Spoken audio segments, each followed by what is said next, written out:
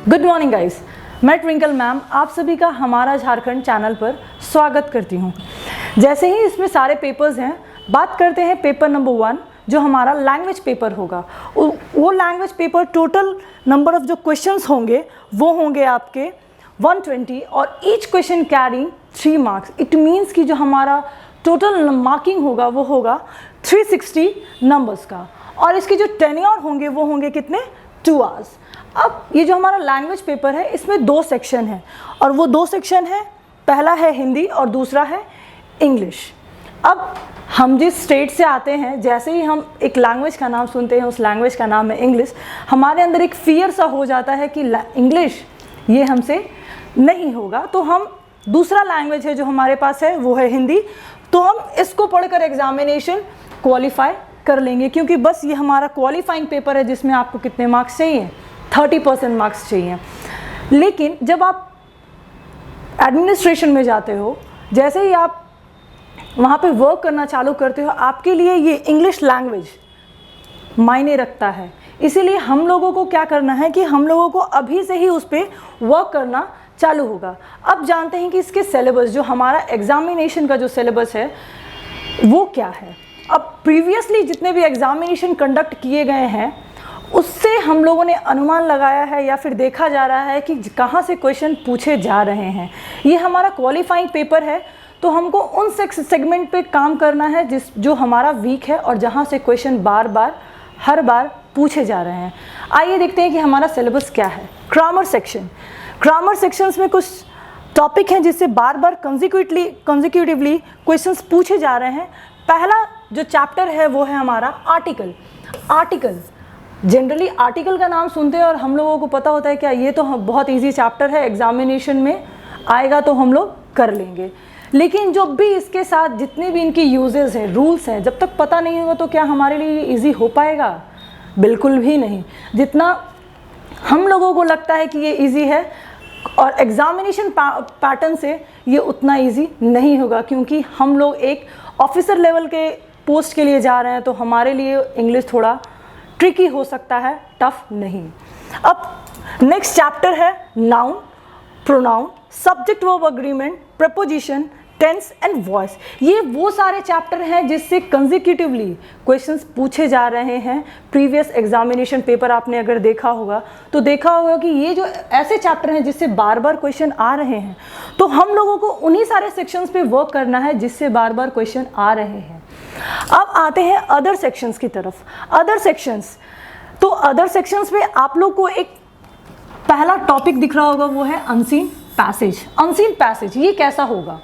ये एक story type होगा, एक छोटी सी कोई स्टोरी होगी जिसकी थीम हो सकती है पॉजिटिव, नेगेटिव और humorous, any kind of theme.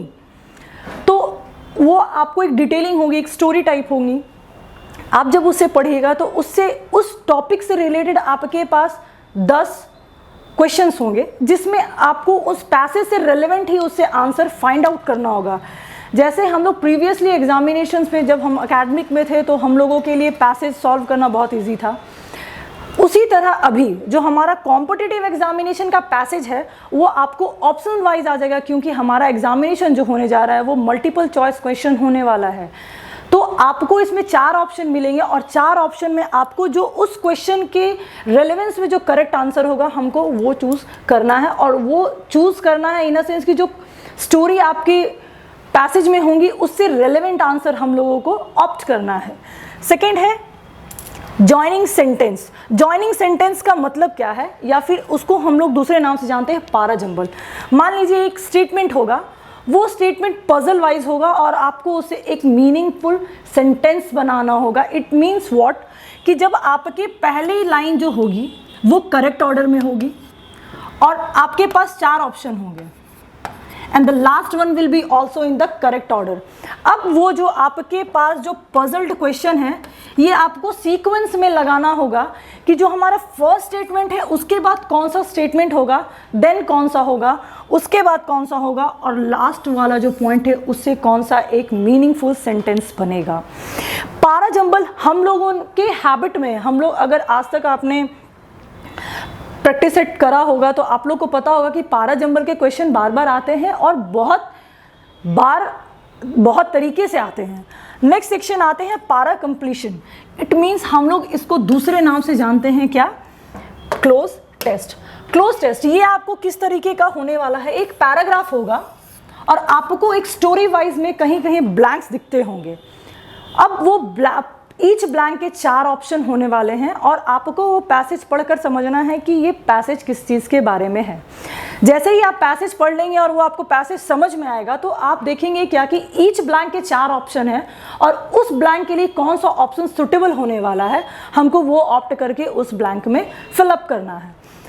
ये आपके टोटल जनरली ये क्वेश्चन 5 या फिर 10 होंगे। ये सेक्शन आपके लिए बहुत इजी होने वाला है क्योंकि आप भी जान रहे हो कि ये जो हमारा सीजीएल एग्जामिनेशन है ये अपना क्वेश्चन को बहुत ज़्यादा ब्रॉड करके रखेगा और आपसे वेरियस टाइप के क्वेश्चन भी अराइज होंगे एक प्रायर सेक्शन से। नेक्स्ट आते हैं हम लोग एरर डिटेक्शन यानी एरर करेक्शन से। एरर करेक्शन जैसे ही दिमाग में आता है तो पहला चीज़ आता है एरर, यानी हम लोगों को उस क्वेश्चन में गलती कहाँ है उस गलती को पकड़ना है। तो गलती पकड़ने के लिए एग्जामिनेशन में किस तरीके से क्वेश्चन पूछे जाएंगे, जैसे कुछ क्वेश्चन होंगे जो अंडरलाइंड होंगे। जैसे मान लीजिए क्वेश्चन होगा और कहीं पर एक ब्लैंक अंडरलाइंड होगा और बोलेगा ये जो करेक्शन है, ये जो आपका क्वेश्चन है, ये एरर को आप करेक्ट करिए by the 4 options which is given in the question. आपको वो क्वेश्चन को पढ़ना है और वो अंडरलाइंड क्वेश्चन को वो करेक्ट ऑप्शन से रिप्लेस करना है। दूसरा, ये कैसा हो सकता है, अगेन ये कोई बोल्ड फ्रेज में हो सकता है। जैसे ही आपके पास क्वेश्चन आते हैं और आप देखते होंगे कभी कभी कि क्वेश्चन जो है कुछ कुछ बोल्ड लेटर्स में होते हैं, तो अगर आपको आइडिया नहीं है तो क्या करना है, बोल्ड क्वेश्चन को वो अगेन आपको 4 ऑप्शन से रिप्लेस करना है और जो करेक्ट ऑप्शन होगा उसको वहाँ पे फिलअप करना है। अगेन ये जो सेक्शन है ये कंप्लीटली आपका ग्रामर पे बेस्ड सेक्शन है। आपको ये एरर करेक्शन करने के लिए आपको ग्रामर का सेक्शन पढ़ना होगा जो मैंने आपको चैप्टर्स बताए हैं।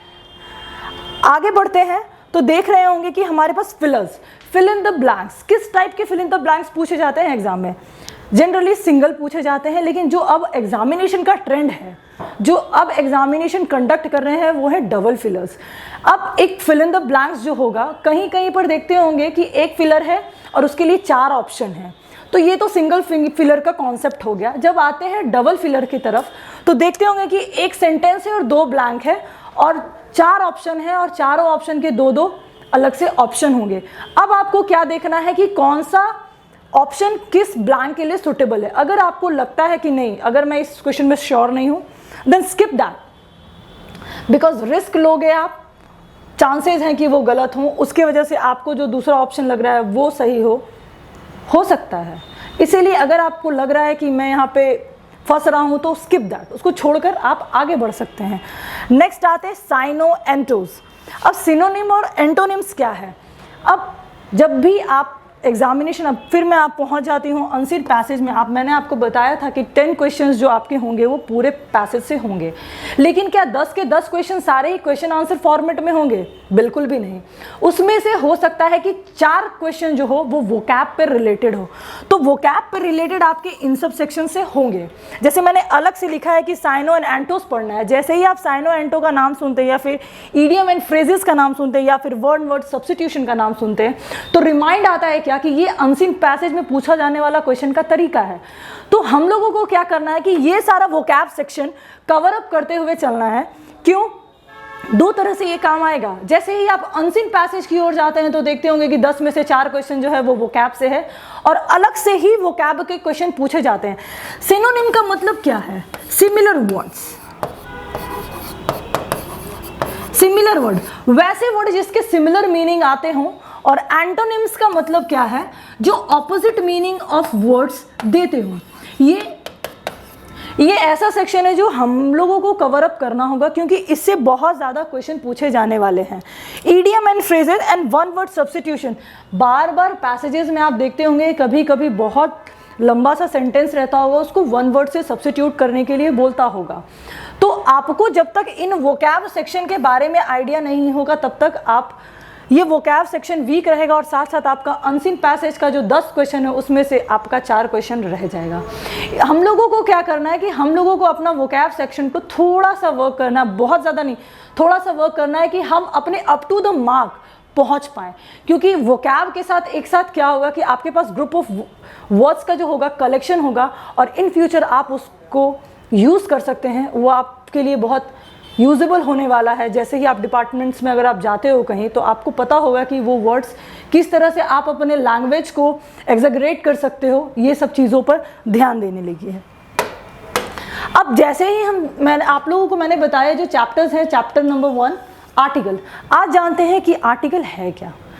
तो जैसे ही नाम सुने आर्टिकल का तो आ गया कि मैम ये तो हमको पता है। तो आर्टिकल क्या है, जैसे ही दिमाग में चैप्टर का नाम आता है आर्टिकल, दिमाग में एकदम एक से एक चीज़ क्लिक कर जाता है जिसको हम लोग बोलते हैं एन द। तो अगर आर्टिकल को कोई डिफाइन करने बोले तो किसको बोलते हैं article? Article is a word that defines a noun as a specific और अनस्पेसिफिक थिंग। आर्टिकल उसको बोलते हैं जो स्पेसिफिक चीज़ों और अनस्पेसिफिक चीज़ों को बताए। तो आर्टिकल को 2 सेक्शन में डिवाइड करते हैं। पहला है डेफिनेट आर्टिकल और दूसरा है इनडेफिनेट आर्टिकल। जैसे ही डेफिनेट आर्टिकल के बारे में सुनते हैं तो डेफिनेट आर्टिकल कौन सा है? ए है, एन है या फिर द है। तो अब जैसे ही यूजेस के बारे में अगर सोचें तो पता चलता है क्या कि मैम ए एन तो डेफिनेट आर्टिकल है और द तो सब जगह यूज़ नहीं होता, तो इनडेफिनेट। बिल्कुल भी नहीं, आप गलत हैं। डेफिनेट आर्टिकल द होता है। डेफिनेट आर्टिकल का मतलब क्या है? निश्चित, वैसा आर्टिकल जो हमेशा निश्चित ही जगहों पे आएगा। और इनडेफिनेट का आर्टिकल क्या है कि जो वैसा आर्टिकल जो अनिश्चित जगहों पर आएगा। आर्टिकल द और आर्टिकल एन। अब देखते हैं use for particular noun. Article the जो है वो कहाँ यूज होगा? Particular noun. पर्टिकुलर नाउन का मतलब क्या है? वैसा नाउन जो हमेशा एक ही जैसा रहता है, जैसे ताजमहल। अब देख रहे होंगे ये पर्टिकुलर नाउन है और इसके साथ हम क्या लगाते हैं? Article the. अब क्या कभी भी ऐसा हो सकता है कि हम कभी ताजमहल लगाएं? बिल्कुल भी नहीं, क्योंकि Taj Mahal is a particular noun and we have to use article the before them. That is why we call it definite article. Taj Mahal बिना द के यूज नहीं हो सकता है। दूसरा पॉइंट आते हैं सिंगुलर काउंटेबल नाउन। अब क्वेश्चन आता है कि मैम काउंटेबल नाउन और अनकाउंटेबल नाउन में क्या डिफरेंस है?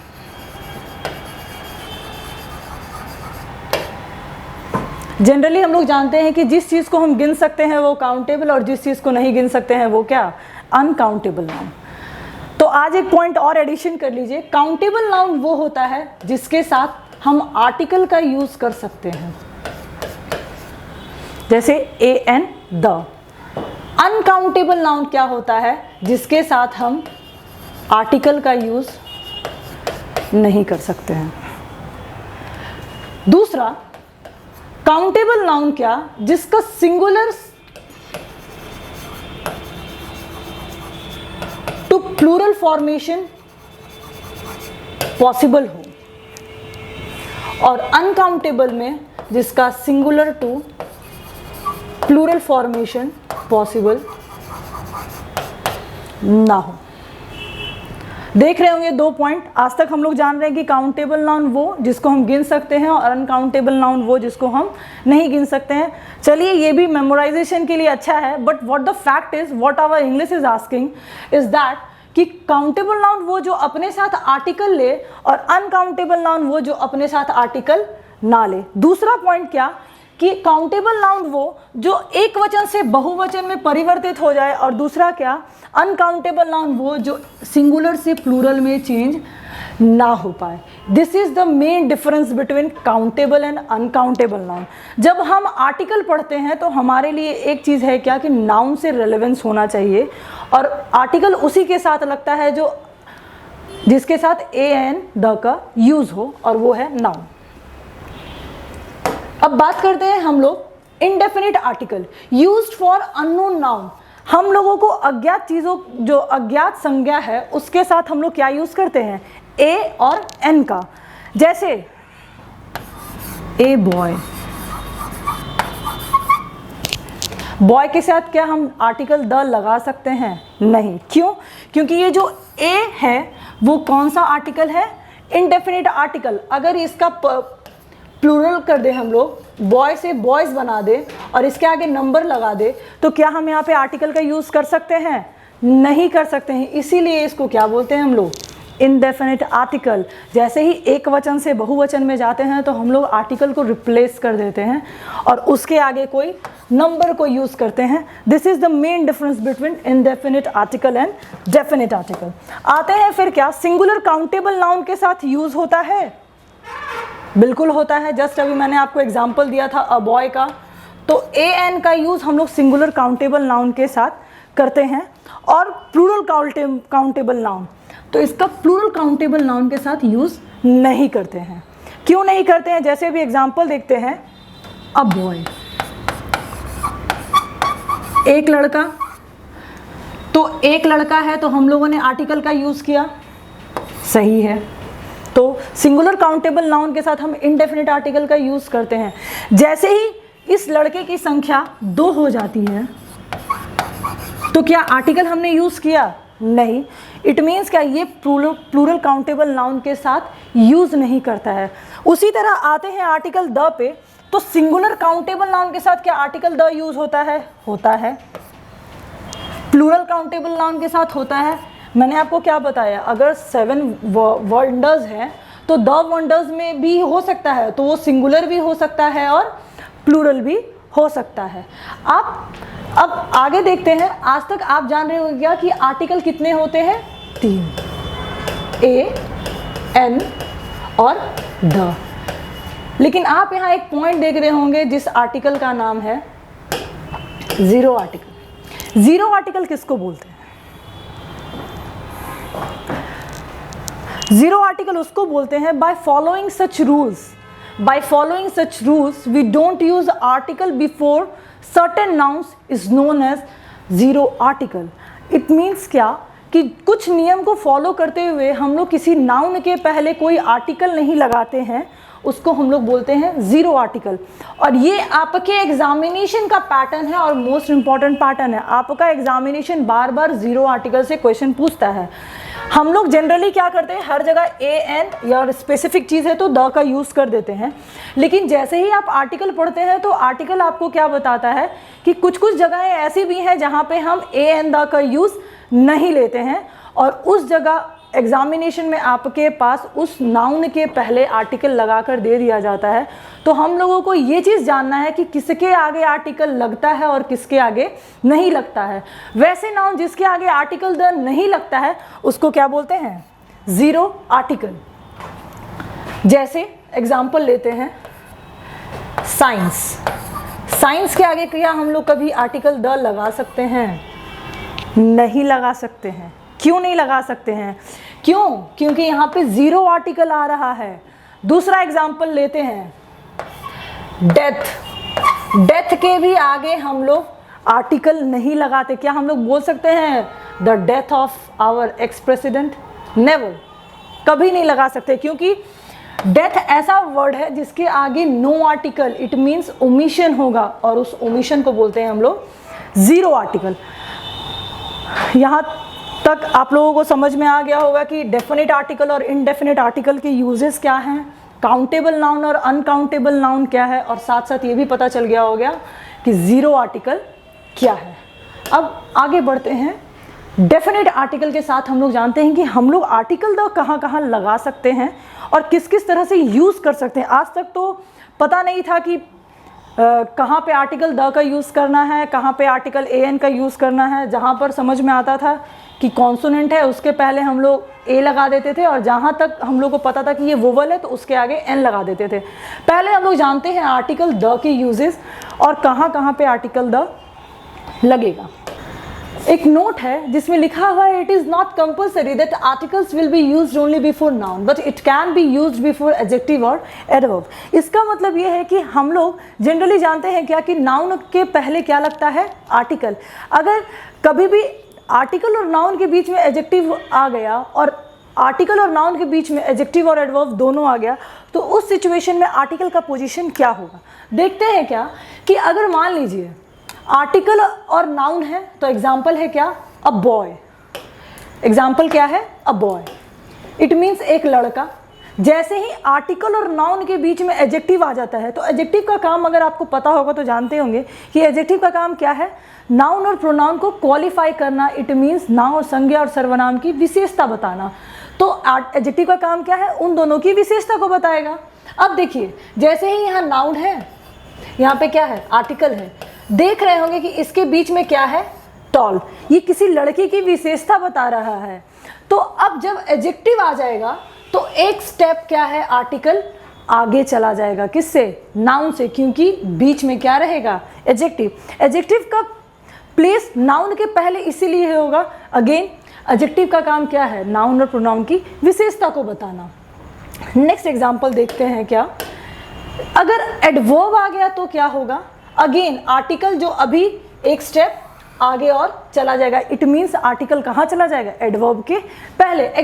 एग्जाम्पल देखते हैं, अ वेरी टॉल बॉय। इसका मतलब क्या, वो लड़का जो सबसे लंबा है। जस्ट टेक एन एग्जाम्पल, अगर आप एक क्लास में बैठे हो तो हम बोलते हैं a boy, first noun, article and noun. तो क्या बोलेंगे example, a boy. It means एक लड़का। जैसे ही आता है अ टॉल बॉय, उस क्लास में जो लंबे लड़के हैं वो सब क्या होंगे, खड़े हो जाएंगे, क्योंकि मैं उन लड़कों के बारे में बात कर रही हूँ जो क्या है, लंबा है। जैसे ही थर्ड एग्जाम्पल देखते हैं, अ वेरी टॉल बॉय। इसका मतलब क्या कि उन लंबे लड़कों में जो सबसे लंबा है, हम उसके बारे में बात कर रहे हैं। तो देख रहे होंगे कि जैसे यहाँ पे एडजेक्टिव आया, ये इसकी विशेषता को बताया, और ये जो एडवर्ब है ये किसकी विशेषता को बता रहा है, इस एडजेक्टिव की। जैसे एडजेक्टिव का काम है नाउन और प्रोनाउन को क्वालिफाई करना, एडवर्ब का भी ना काम क्या है, एडजेक्टिव को क्वालिफाई करना। इसीलिए वेरी का मतलब क्या है कि वो लड़का जो क्लास में सबसे लंबा है उसके बारे में हम बात कर रहे हैं। इतना अगर आपको समझ में आ गया तो आप एक पॉइंट और देख रहे होंगे, लिखा हुआ है if there is no noun then there will be no article use. अगर सेंटेंस में नाउन नहीं है तो क्या आर्टिकल का हम यूज़ करेंगे, नहीं। क्यों नहीं करेंगे, क्योंकि हम भी जानते हैं कि आर्टिकल किसके लिए आता है, नाउन के लिए। और अगर सेंटेंस में नाउन नहीं है तो वो क्वेश्चन में एरर होगा। जनरली आपके साथ यही सिचुएशन होने वाला है कि आपके एग्जामिनेशन में जो एरर के जो क्वेश्चन होंगे वहाँ पे ये सारे पॉइंट का डिस्कशन किया गया होगा। वहाँ पे आपको दे दिया जाएगा कि find out the error here. तो आपको वहाँ गलती खोजना है। अगर उस सेंटेंस में आर्टिकल का यूज़ किया गया है और वहाँ पे नाउन नहीं है then there is an error. जैसे एग्जाम्पल देखते हैं, she is a very beautiful. अब देखिए वो खूबसूरत है, किसके बारे में बात कर रहे हैं, तो पता चला मैम सी तो हम लोग जनरली फेमिनाइन के लिए यूज़ करते हैं, फीमेल कैंडिडेट के बारे में बात कर रहे हैं उसके लिए। लेकिन सी इज़ वेरी ब्यूटीफुल, वो बहुत खूबसूरत है। लेकिन पता चला क्या कि वो कौन सा नाउन है, यहाँ पे नाउन प्रेजेंट है क्या, नाउन प्रेजेंट नहीं है। यहाँ पे नाउन क्या है, नाउन यहाँ पे एब्सेंट है। और आप देख रहे होंगे कि यहाँ पे ए है, क्या है, ए क्या है, आर्टिकल है। आप ये पॉइंट को चेक करिए, क्या लिखा हुआ है, if there is no noun then there will be no article. अगर सेंटेंस में नाउन नहीं है तो हम वहाँ पे आर्टिकल का यूज़ नहीं करेंगे। इस चीज़ को हमेशा याद रखिएगा। अगर एडजेक्टिव है, अगर एडवर्ब है और उसके पहले आर्टिकल का यूज़ किया गया है तो वहाँ पे एरर है, क्योंकि वहाँ पे एक चीज़ कंपलसरी है कि आर्टिकल का पोजीशन चेंज हो सकता है लेकिन विदाउट नाउन के आर्टिकल सेंटेंस में यूज़ नहीं होगा। आई होप आप लोगों को इतना कुछ समझ में आ गया होगा। अब हम लोग आगे देखते हैं क्या कि यूजेस जो हम लोगों ने डिस्कस किया है earlier, definite article and indefinite article. अब हम लोग मूव करते हैं डेफिनेट आर्टिकल की तरफ। यूजेस ऑफ डेफिनेट आर्टिकल, तो डेफिनेट आर्टिकल क्या है, आर्टिकल द। आप एक चीज़ देख रहे होंगे, बोर्ड पे लिखा हुआ है रूल नंबर 1 सुपरलेटिव डिग्री। अचानक से एक क्वेश्चन आया होगा दिमाग में, मैम सुपरलेटिव डिग्री क्या होता है, ये तो एडजेक्टिव की तरह काम करता है। सुपरलेटिव डिग्री क्या है, ये एक एडजेक्टिव का फॉर्म है। यानी ये हमेशा किसी न किसी चीज़ की विशेषता को बताने के लिए आ रहा होगा। ठीक है, अब सुपरलेटिव डिग्री, अब जनरली अगर हम एडजेक्टिव पढ़ने जाएंगे तब हम लोगों को पता चलेगा क्या कि सुपरलेटिव डिग्री क्या है, कंपैरेटिव डिग्री क्या है। उससे पहले हम लोगों को बस ये जानना है कि आर्टिकल द का यूज़ हम लोगों को कहाँ करना है। तो आर्टिकल द का यूज़ कहाँ करना है? सुपरलेटिव डिग्री के पहले। सुपरलेटिव डिग्री को आइडेंटिफाई करेंगे कैसे? तो उसके साथ लगा होगा EST या फिर मोस्ट। ये जो डिग्री है ना, ये किसी चीज़ को क्वालिफाई करने के लिए यूज़ होता है। जैसे एग्जाम्पल अगर आप देखते होंगे, पॉजिटिव डिग्री, कंपैरेटिव डिग्री और सुपरलेटिव डिग्री। पॉजिटिव डिग्री जैसे है गुड, कंपैरेटिव डिग्री है बेटर और सुपरलेटिव डिग्री है बेस्ट। अब पॉजिटिव डिग्री क्या है? अगर कोई अच्छा है तो he is a good boy, अगर बोलते हैं कि वो उससे अच्छा है, he is better than him, अगर वो बोलते हैं वो सबसे अच्छा है, ही इज़ बेस्ट। अब इसका मतलब क्या हो गया? कंपैरेटिव हमेशा तुलना के लिए होता है। कंपैरेटिव डिग्री का हम लोग हमेशा यूज़ करते हैं किस चीज़ के लिए? तुलना, यानी कंपैरिजन के लिए। और सुपरलेटिव डिग्री क्या होता है? सब में जो अच्छा है, बेस्ट है, उन सब चीज़ों के बारे में, अमॉन्ग ऑल के बारे में बताना है। तो जनरली हम लोग क्या देख रहे हैं? Superlative degree. सुपरलेटिव डिग्री को अगर क्वेश्चन में आइडेंटिफाई करना है तो कैसे करेंगे? EST या फिर मोस्ट लगा होगा। हम लोग जानते हैं कि कंपैरेटिव डिग्री ER लग जाए तो कंपैरेटिव बन जाता है और EST लग जाए तो क्या बन जाता है? Superlative degree. लेकिन कुछ कुछ सिलेबल ऐसे होते हैं जो अपने आप को ER और EST में कन्वर्ट नहीं कर पाते हैं, तो वो अलग से कोई सिलेबल का यूज़ करते हैं, जैसे मोर। जैसे अगर कुछ वर्ड्स जो अपने साथ इंटेलिजेंट, मान लीजिए ये पॉजिटिव डिग्री क्या है? इंटेलिजेंट। अगर इसका कंपैरेटिव बना रहे हैं तो हम लोगों को इसके साथ क्या लगाना होगा? इंटेलिजेंटर। नॉट पॉसिबल, आपने कभी सुना? मैम ये तो सुने ही नहीं है कभी, क्या है ये? तो कुछ वर्ड्स पॉजिटिव डिग्री ऐसे होते हैं जो अपने आप को कंपैरेटिव और सुपरलेटिव में कन्वर्ट नहीं कर पाते हैं, तो अलग से अपने आप को कन्वर्ट करने के लिए सिलेबल का यूज़ करते हैं। तो वो कंपैरेटिव में से ऐड करने के लिए अपने लिए इसमें क्या लगाते हैं? मोर। तो क्या बन जाता है? More intelligent. अगर कंपैरेटिव अगर अपने आप को ER के साथ कन्वर्ट नहीं कर पा रहा है तो उसके लिए अलग से एक सिलेबल यूज़ करते हैं जिसका नाम है मोर। उसी तरह आते हैं हम लोग सुपरलेटिव डिग्री पे। वैसी डिग्री जो अपने आप को सुपरलेटिव में EST के तौर पे कन्वर्ट नहीं कर पाती है तो अपने लिए एक्स्ट्रा क्या लेती है? वो मोस्ट। ये सब कॉमन सी चीज़ें हम लोगों को जनरली यूज़ करते हैं, लेकिन पता नहीं है कि ये कौन सा डिग्री है, किस तरह से इसको यूज़ कर सकते हैं, क्या ये अलग सिलेबल है, किस तरह से वो कन्वर्ट होता है। तो ये सारे फॉर्म से कुछ वर्ड जो अपने आप को ER और EST के साथ कन्वर्ट नहीं कर पाते हैं तो वो अलग से क्या लेते हैं? मोर या फिर मोस्ट, जो कन्वर्ट हो जाता है सुपरलेटिव और कंपैरेटिव में। देखते हैं रूल नंबर 1। जैसे लिखा हुआ है rule number 1, superlative degree. Superlative degree कैसे आइडेंटिफाई करेंगे? या तो उसके साथ EST लगा होगा या फिर मोस्ट लगा होगा। तो कंस्ट्रक्शन कैसा होगा? Superlative degree plus noun. Construction ये होगा। नाउन का होना कंपलसरी है, क्योंकि मैंने आपको भी जस्ट क्या बताया कि अगर सेंटेंस में नाउन नहीं होगा तो क्या आर्टिकल का यूज होगा? नहीं होगा। इसीलिए सेंटेंस में नाउन का होना जरूरी है। और नाउन के पहले क्या होगा? सुपरलेटिव, और सुपरलेटिव डिग्री के पहले क्या होगा? आर्टिकल। ठीक है। अब जब भी देख रहे हैं सुपरलेटिव डिग्री जब भी आपको मिल जाए EST और मोस्ट वाला वर्ड, तो उसके जस्ट आगे अगर ब्लैंक है तो क्या लग जाएगा? Article the. हम लोगों को क्या याद रखना है? सुपरलेटिव डिग्री जब भी आए तो उसके आगे क्या लगेगा? Article the. जैसे चलिए एग्जाम्पल चेकआउट करते हैं। He is the tall boy in the class. वो लड़का जो सबसे क्लास में लंबा है। यहाँ पे आपको ब्लैंक दिख रहा होगा, यहाँ पे टॉल है। अब यूनानिमसली हम उस पूरे क्लास के पूरे लड़के के बारे में बात कर रहे हैं, तो अब देख रहे होंगे क्या? सुपरलेटिव डिग्री कन्वर्टेड है, ये पॉजिटिव डिग्री है और ये इसका सुपरलेटिव डिग्री है। सुपरलेटिव डिग्री सेंटेंस में जब भी मिलेगा उसके आगे क्या यूज करना है? Article the. याद रखिएगा आप एक चीज कि सेंटेंस में कभी भी आपको EST या फिर मोस्ट वाला वर्ड मिले जिसको हम लोग सुपरलेटिव डिग्री बोलते हैं, उसके आगे आर्टिकल द का यूज करते हैं। अब आते हैं next example. She is the most intelligent girl in the family, वो अपने परिवार में सबसे बुद्धिमान लड़की है। अब देखिए, intelligent is the positive degree और most intelligent is the superlative degree. मैंने आपको अगेन अभी बताया था कि कुछ वर्ड ऐसे होते हैं जो अपने आप को EST और ER के साथ कन्वर्ट नहीं कर पाते हैं, वो अलग से सिलेबल लेते हैं, जिसको हम लोग क्या बोलते हैं, मोस्ट और मोर। तो हम बात करें सुपरलेटिव डिग्री के लिए तो हम लोग क्या यूज करेंगे, मोस्ट। अगेन सुपरलेटिव डिग्री जहां भी मिलेगा तो हमको उसके आगे क्या यूज करना है, आर्टिकल द। आई होप आपको अब ये रूल नंबर 1 में कभी प्रॉब्लम नहीं होगा और आप शायद रिवाइंड करिएगा कभी भी तो आपको समझ में आ जाएगा कि जब भी सेंटेंस में सुपरलेटिव डिग्री यानी EST या और मोस्ट वाला वर्ड मिले तो उसके आगे कौन सा आर्टिकल यूज करते हैं, आर्टिकल द।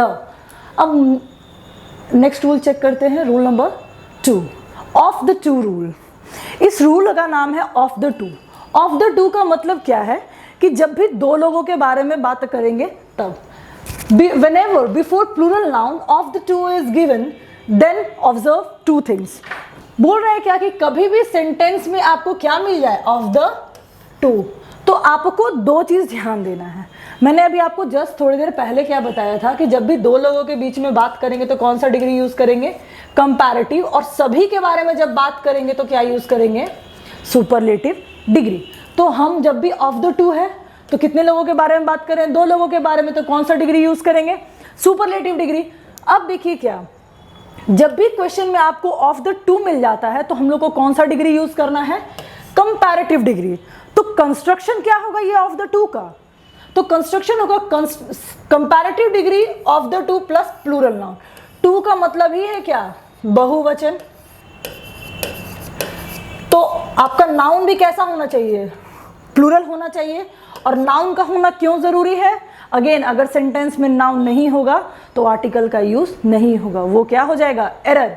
तो हम लोगों को देखना है क्या एग्जाम्पल इसका, he is the taller of the to boys. इसका मतलब क्या है, अब बता रहे हैं क्या, देखिए अगेन आप कंस्ट्रक्शन चेकआउट करिएगा तो आपको मिलेगा क्या, of the to, comparative degree use करना, और यहाँ पे क्या है, ये बॉयज होगा, प्लूरल नाउन है।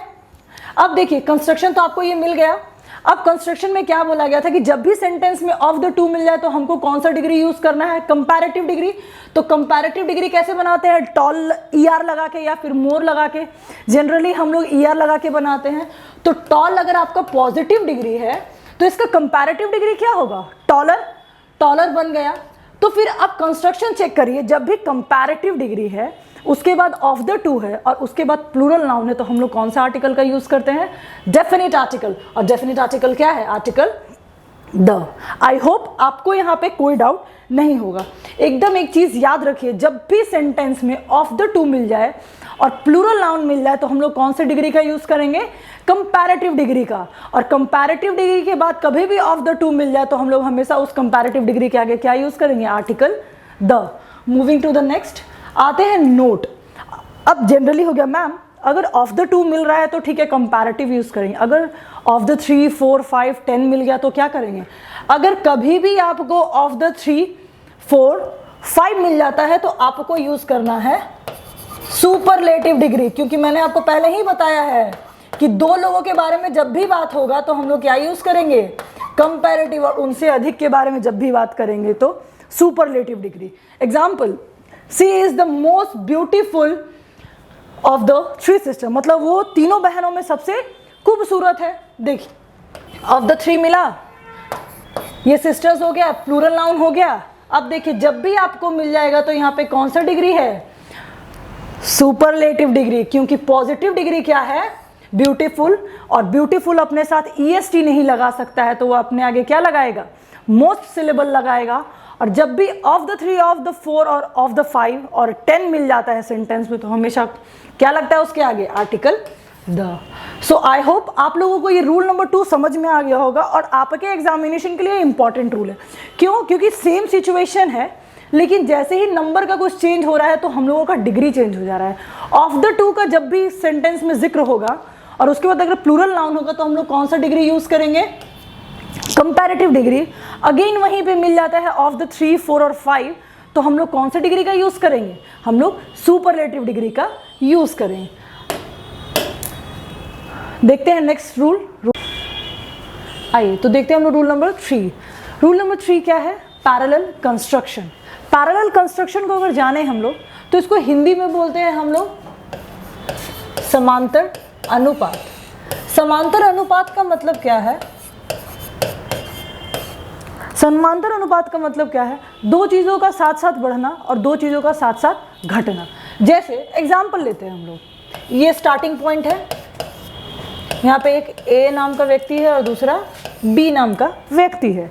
अब जैसे ए अगर 1 किलोमीटर चलता है तो बी भी 1 किलोमीटर चलता है।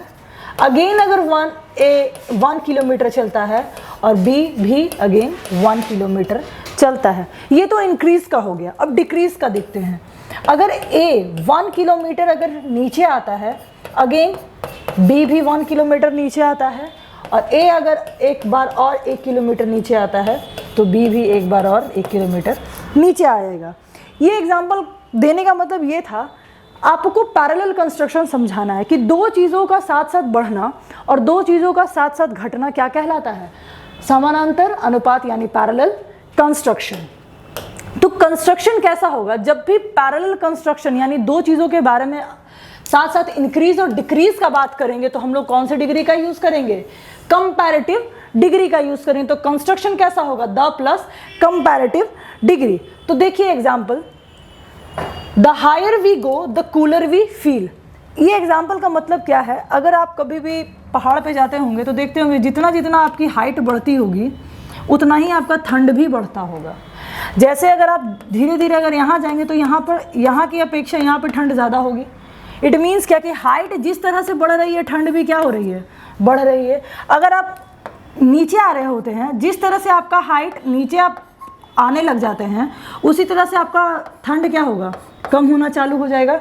तो दो चीज़ें यहाँ लगातार बढ़ भी रही हैं और घट भी रही हैं। जैसे हाइट बढ़ा तो ठंड बढ़ गया, हाइट अगर हम लोग नीचे आ रहे हैं तो ठंड क्या हो गया? कम होता जा रहा है। तो ये दो चीज़ें हैं जो साथ साथ बढ़ रही हैं और साथ साथ घट रही हैं। तो जब भी दो चीज़ों का साथ साथ बढ़ना और साथ साथ घटना होता है तो हम लोग कौन से डिग्री का यूज़ करते हैं? Comparative degree. और उस कंपैरेटिव डिग्री के आगे क्या लगाते हैं? Article the. जैसे the higher we go the cooler we feel. अब देखिए हाई क्या है? पॉजिटिव डिग्री है। अगर इसका कंपैरेटिव कैसे बनता है? ईयर लगाते हैं तो बन जाता है क्या? हायर। सुपरलेटिव क्या बनता है? हाईएस्ट। अब आपको अच्छे से समझ में आ गया होगा कि पॉजिटिव डिग्री में अगर ईयर लगाते हैं तो क्या बन जाता है? Comparative degree. और दो चीज़ें समानांतर चल रही होती हैं तो हम लोग कंपैरेटिव डिग्री यूज़ करते हैं और उसके आगे हम लोग आर्टिकल द का यूज़ करते हैं। आप यहाँ देख सकते हैं, यहाँ पे पॉजिटिव डिग्री है और ये कौन सा डिग्री है? कंपैरेटिव डिग्री है और इसके आगे क्या लगा है? Article the. अब मुझे एकदम समझ में आ गया होगा कि अब आपको ये पैरेलल कंस्ट्रक्शन में कभी भी आपको कोई प्रॉब्लम नहीं होगा। बस इतना याद रखना है कि अगर दो चीज़ें साथ साथ बढ़ रही हैं और या फिर दो चीज़ें साथ साथ घट रही हैं तो हम लोग कंपैरेटिव डिग्री का यूज़ करते हैं और उसके आगे आर्टिकल द लगाते हैं। आइए देखते हैं हम लोग नेक्स्ट रूल, रूल नंबर 4।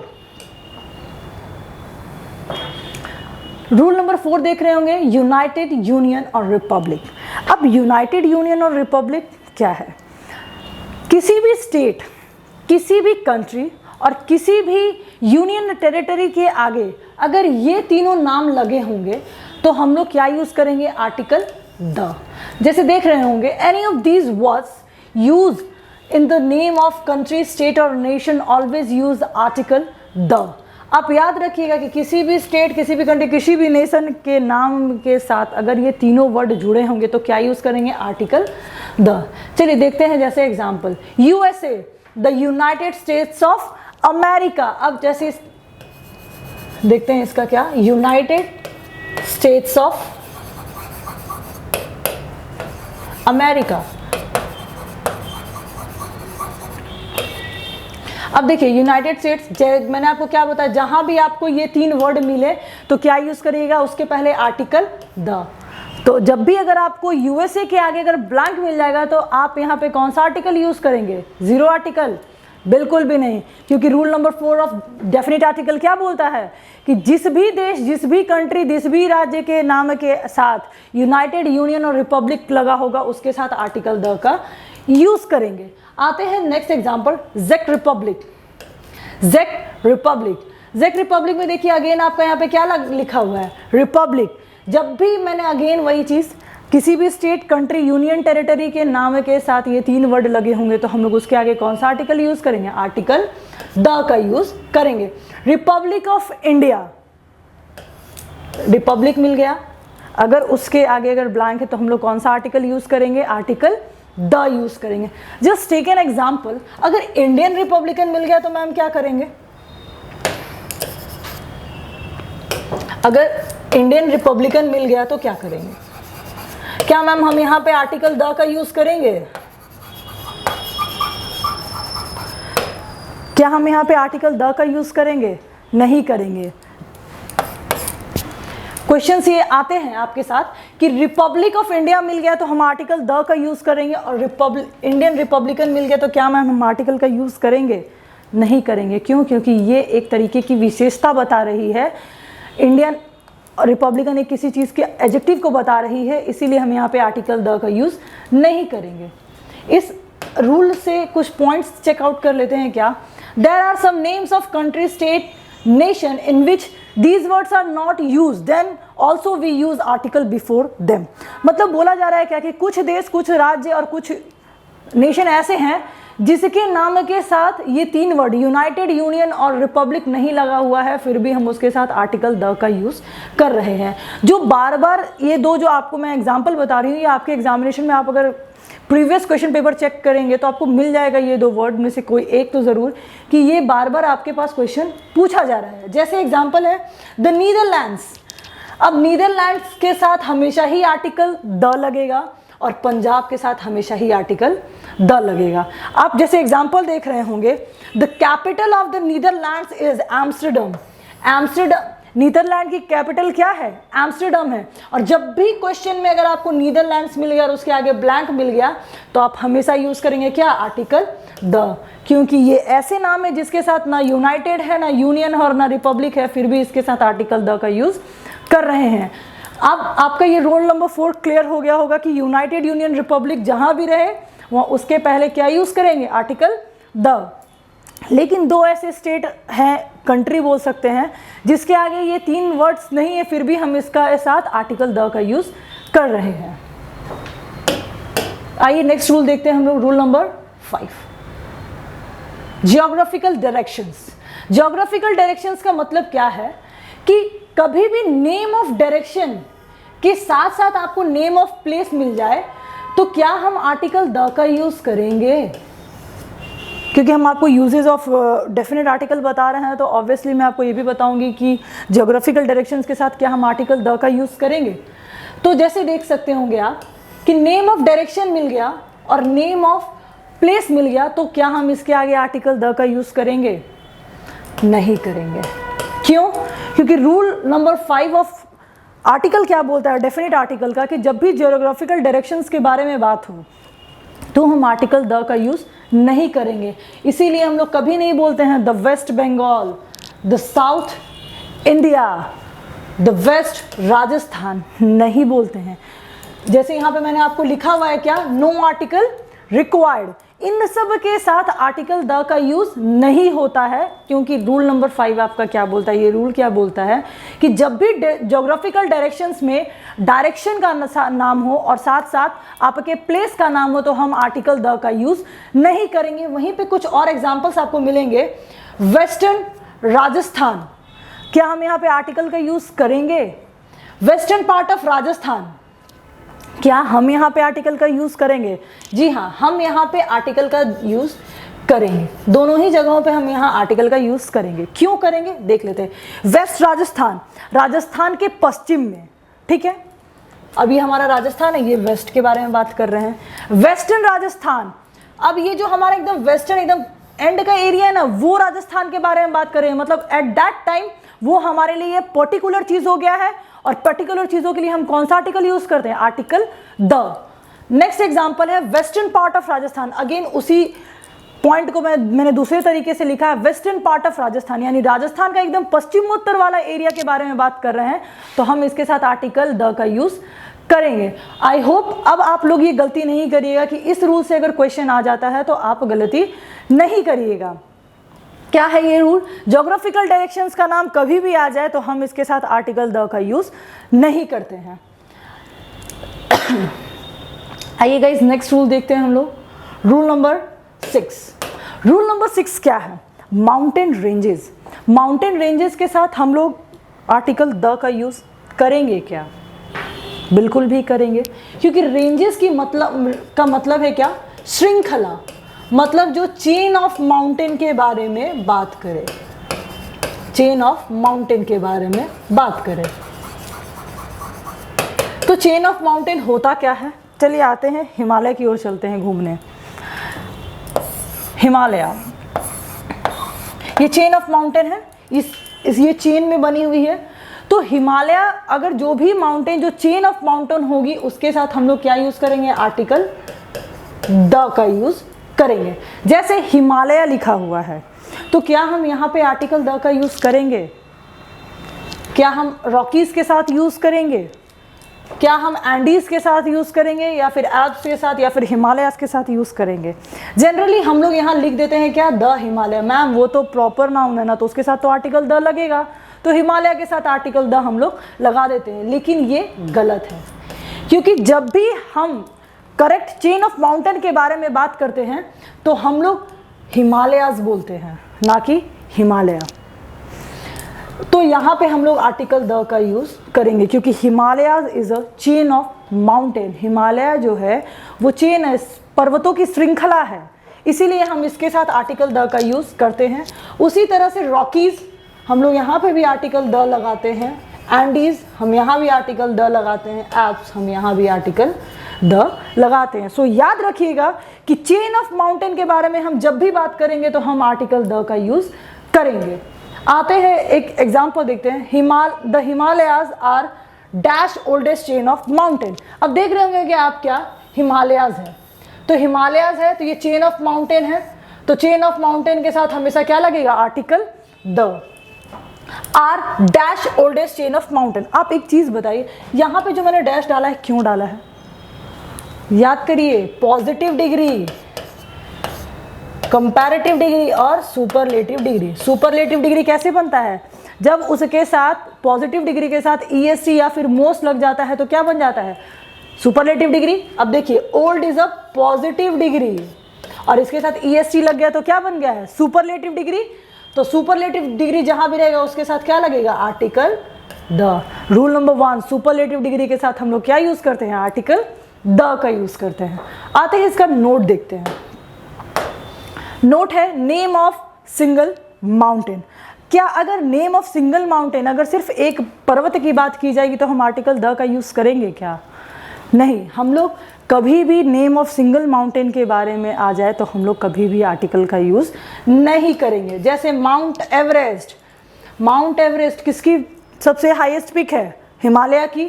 तो एक है, वो एक पहाड़ के बारे में बात कर रहे हैं, तो यहाँ पे आर्टिकल हम नहीं यूज करेंगे।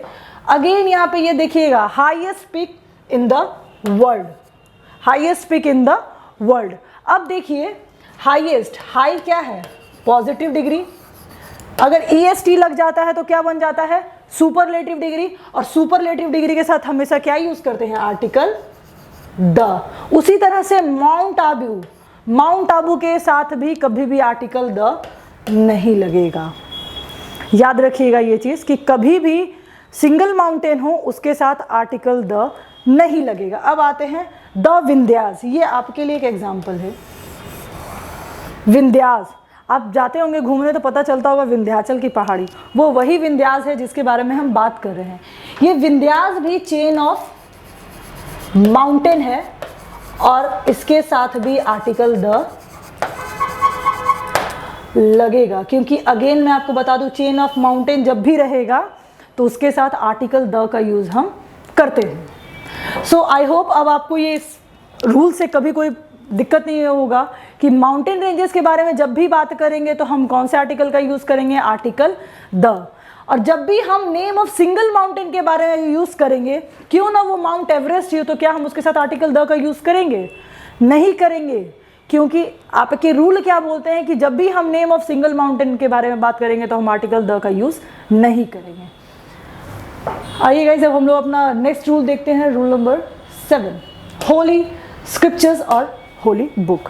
पौराणिक कथाएं और किताबें, पुस्तकों के बारे में बात करें, जब भी होली स्क्रिप्चर्स और होली बुक के बारे में बात करेंगे तो हम आर्टिकल द का यूज करेंगे। जैसे the Gita, the Ramayana, the Upanishad, the Quran, the Bible, ये सभी देख रहे होंगे कि आप पौराणिक किताबें हैं, पुस्तकें हैं।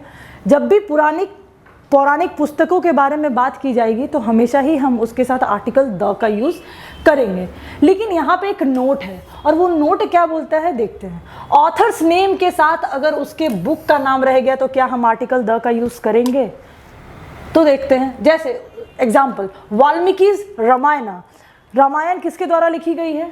वाल्मीकि के द्वारा। इसीलिए अगर जब भी ये कंस्ट्रक्शन आपको मिल जाता है कि ऑथर का नाम पहले और उसके बुक का नाम बाद, और दोनों के पहले अगर ब्लैंक होगा, तो क्या हम आर्टिकल द लगाएंगे? नहीं लगाएंगे, क्योंकि आप जानते होंगे कि कभी भी प्रॉपर नाउन अगर किसी पर्सन का नाम है, प्रॉपर नाउन अगर किसी भी पर्सन का नाम है,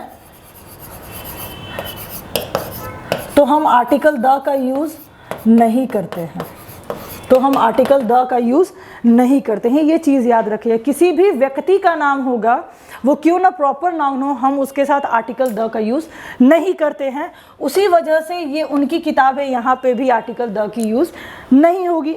तो मैम आपने होली स्क्रिप्चर्स बताया, हम यहाँ पे आपको क्या बोलते हैं? वाल्मीकि की पुस्तक है रामायण, तो यहाँ पे आर्टिकल द नहीं लगेगा।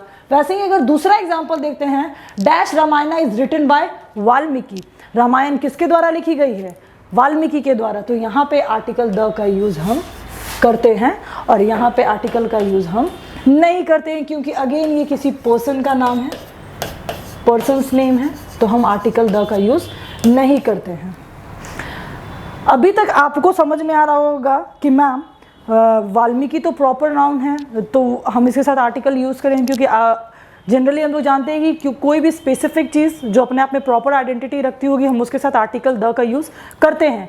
लेकिन हमको ये चीज़ भी याद रखना होगा कि प्रॉपर नाउन भले ही किसी पर्सन का नाम हो, तो हम उसके साथ आर्टिकल द का यूज़ नहीं करते हैं। और जनरली हम लोग यही गलती कर देते हैं कि यूनिक आइडेंटिटी होने के बावजूद भी हम किसी भी पर्सन के साथ आर्टिकल द लगा देते हैं, तो ये हमारा गलती है। हम लोगों को इसी चीज़ पर ध्यान देना होगा कि पर्सन के नेम के साथ हम आर्टिकल द नहीं लगा सकते हैं।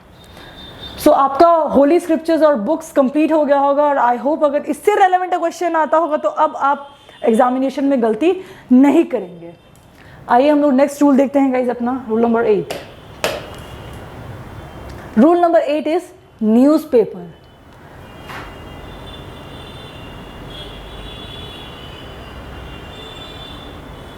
न्यूज़पेपर, अब हम एक चीज़ आपसे पूछना चाहते हैं, आप जहाँ रहते हैं आपके आसपास कितने न्यूज़पेपर हैं? ज़रा सोच कर बताइए।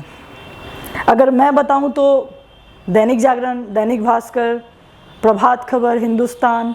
इंग्लिश न्यूज़पेपर के बारे में बात करूँ तो times of India, the Hindustan Times, the Economic times, the Hindu, the Indian express, ये सारे न्यूज़पेपर हैं।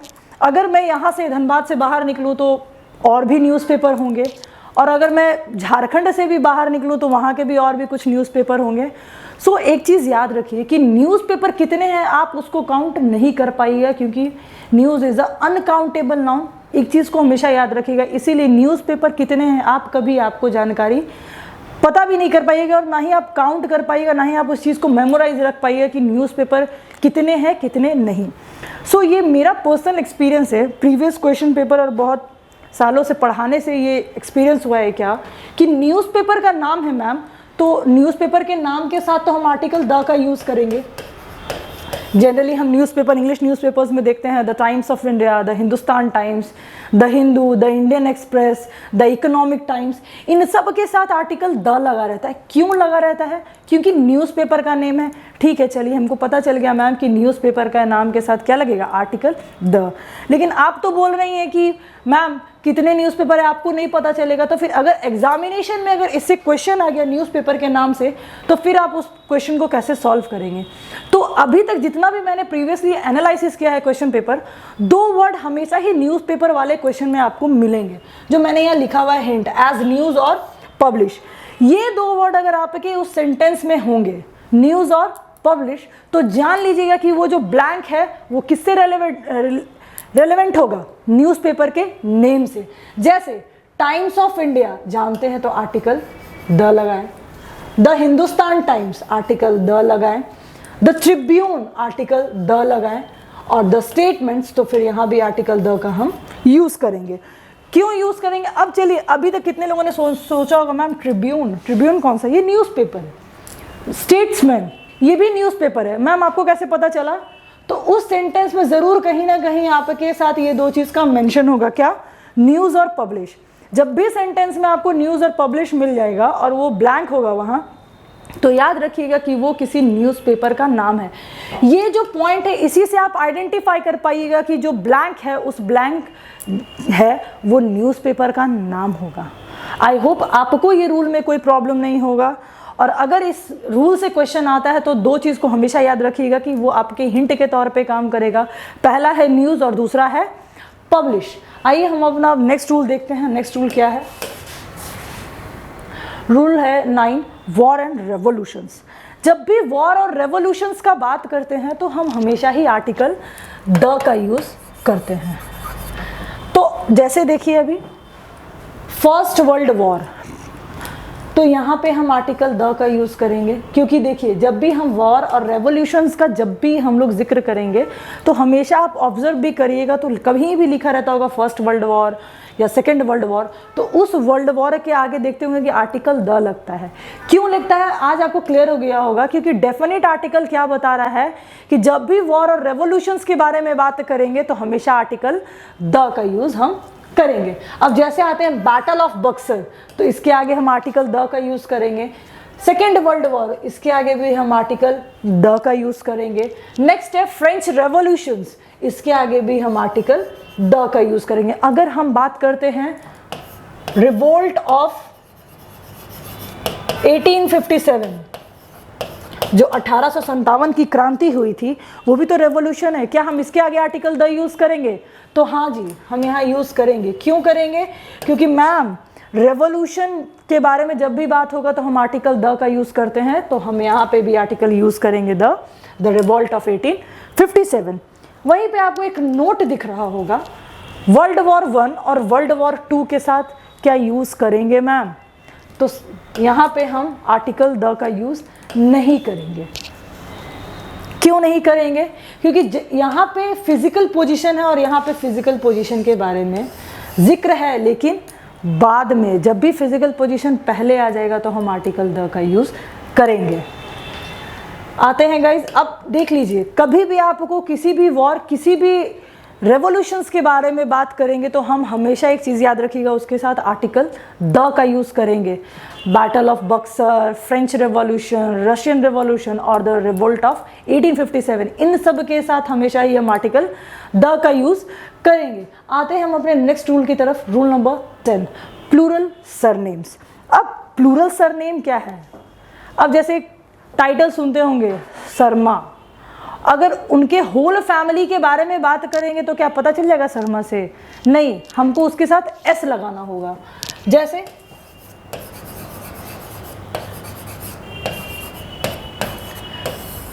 क्या मैम इससे पता चल जाएगा? नहीं, एपोस्ट्रोफी एस, यानी जब भी एपोस्ट्रोफी एस लग जाएगा तो ये हमारे पोजेशन को बताता है, ये हमारे राइट को बताता है। तो कभी भी अगर एपोस्ट्रोफी एस लग जाए किसी के सरनेम में तो उसके साथ आर्टिकल द का यूज़ नहीं होता है। तो प्लूरल सरनेम का मतलब क्या है? जैसे यहाँ पे आप एग्जांपल देख रहे होंगे, सिंह, सिंह देख रहे हैं आप, एग्जांपल सिंह देख रहे हैं। अब ये प्लूरल सरनेम कैसे बन गया? जब इसके साथ एस लग गया, और जब ये लग गया इसका मतलब क्या है कि ये होल फैमिली के बारे में बात कर रहा है, और जब भी होल फैमिली के बारे में बात करेगा तो उस सरनेम के साथ एस का एडिशन हो जाएगा, और जब भी प्लूरल सरनेम आ जाएगा तो उसके साथ क्या लगेगा? Article the. अंबानीज मतलब अंबानी के पूरे फैमिली के बारे में हम यहाँ पे बात कर रहे हैं, इसीलिए हम इसके साथ क्या लगाएंगे? आर्टिकल द का हम यूज़ करेंगे। सो याद रख लीजिए, जैसे मौर्याज, खान्स, अभी आप न्यूज़पेपर में भी देखते होंगे, कभी कभी आपकी सरनेम के साथ एस लगा है तो अचानक से क्लिक करता होगा कि ये एस क्यों लगा है। इसीलिए लगा है क्योंकि हम पूरे परिवार के बारे में बात कर रहे होते हैं, ना कि एक इंडिविजुअल के बारे में बात कर रहे होते हैं। अगर उस सरनेम के साथ एपोस्ट्रोफी एस लग गया है तो याद रखिएगा कि वो राइट और रिलेशन को शो कर रहा होगा, वो पोजेशन केस बता रहा होगा, तो ये एरर हो जाएगा। तो हमेशा ही सरनेम के साथ क्या ऐड होना चाहिए, एस। और जब भी प्लूरल सरनेम आएगा तो उसके साथ क्या लगेगा, हमेशा ही आर्टिकल द लगेगा। एग्जाम्पल देखते हैं हम लोग, डैश सरमाज has recently shifted to Delhi. मतलब जो सरमाज है कहाँ शिफ्ट हो गए हैं, रिसेंटली दिल्ली में। जैसे ही एग्जाम्पल देखे होंगे तो देखे होंगे यहाँ पे, सॉरी सरमाज has recently shifted to Delhi, मतलब ये पूरे होल फैमिली के बारे में बात कर रहे हैं। होल फैमिली के बारे में बात करेंगे तो हम हमेशा ही प्लूरल सरनेम का यूज करेंगे और इसके साथ हमेशा क्या लगाएंगे, आर्टिकल द। एकदम याद रखिएगा, प्लूरल सरनेम जब भी आएगा तो हम हमेशा ही आर्टिकल द का यूज करेंगे। आज हम लोगों ने देख लिया है क्या कि यूज ऑफ डेफिनेट आर्टिकल जो है आर्टिकल द किस तरह से यूज करते हैं। हम लोग जानते थे आज तक क्या कि प्रॉपर नाउन है मैम, प्रॉपर नाउन के साथ हम आर्टिकल द लगाते हैं, लेकिन नहीं, आज आपने जितने भी रूल्स चेक किए हैं देखे होंगे कि आपके प्रॉपर नाउन तो है लेकिन उससे अलग भी कुछ है जो डेफिनेट आर्टिकल के तौर पे यूज़ होते हैं और डेफिनेट आर्टिकल उनके साथ यूज़ होता है। तो जितने भी रूल हैं आपके एग्जामिनेशन के पॉइंट ऑफ व्यू से इम्पॉर्टेंट है, क्वेश्चन आएंगे तो छूटना नहीं चाहिए इस रूल से, क्योंकि आपको ये आपके प्रैक्टिस में लाना होगा। जब तक प्रैक्टिस में नहीं लाइएगा तब तक वो आपका गलती पे कोई कमांड नहीं हो पाएगा और ना ही आप उसको सही करने का कोशिश कर पाएंगे। अगर गलती हो जाती है तो अच्छी बात है, गलती होती है, आप उसको प्रैक्टिस करिए और आप उसको कोशिश करें कि वो गलती मैं दोबारा ना करूं। सो आपका जो आज ये आर्टिकल का चैप्टर है वो कंप्लीट हो गया है और कोई भी डाउट होता है तो आप पूछ सकते हैं। और आज के लिए बस इतना ही गाइस, थैंक यू।